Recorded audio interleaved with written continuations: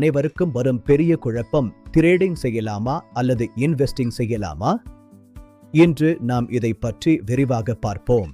சுருக்கமாக சொன்னால், ட்ரேடிங் என்பது வேகமான ஓட்டம், இன்வெஸ்டிங் என்பது ஒரு நீண்ட பயணம். இரண்டிற்கும் உள்ள வித்தியாசங்களை இப்போது ஆழமாக பார்ப்போம். முதலில் ட்ரேடிங் பற்றி பார்ப்போம். ட்ரேடிங் என்பது பங்குகளை குறைந்த விலைக்கு வாங்கி குறுகிய காலத்திலேயே லாபத்திற்கு விற்பது. இதில் பங்குகள் சில நிமிடங்கள், சில மணி நேரங்கள் அல்லது சில நாட்களுக்கு மட்டுமே கையில் இருக்கும். இதன் நோக்கம் குறுகிய கால லாபம் மட்டுமே.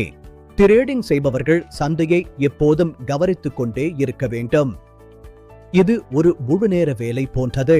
அடுத்து இன்வெஸ்டிங் அல்லது முதலீடு. இது ஒரு நீண்ட கால திட்டம். பல ஆண்டுகள் அல்லது பல தசாப்தங்களுக்கு பங்கு விலை வைத்திருப்பதே இதன் அடிப்படை. இன்வெஸ்டிங் என்பது ஒரு விதையை விதைப்பது போன்றது. அது மரமாக வளர்ந்து கனிகளை தரும் வரை பொறுமையாக காத்திருக்க வேண்டும். இங்கு கூட்டு வட்டி அல்லது காம்போ ஒன்றின் உங்கள் பணத்தை மிகப்பெரிய அளவில் வளரச் செய்யும். சந்தையின் ஏற்ற இறக்கங்கள் இவர்களை பாதிப்பதில்லை. இப்போது இரண்டையும் ஒப்பிட்டு பார்ப்போம். கால அளவில் ட்ரேடிங் குறுகியது, இன்வெஸ்டிங் மிக நீண்டது. ரிஸ்க் விஷயத்தில் ட்ரேடிங்கில் அதிக ரிஸ்க் உண்டு.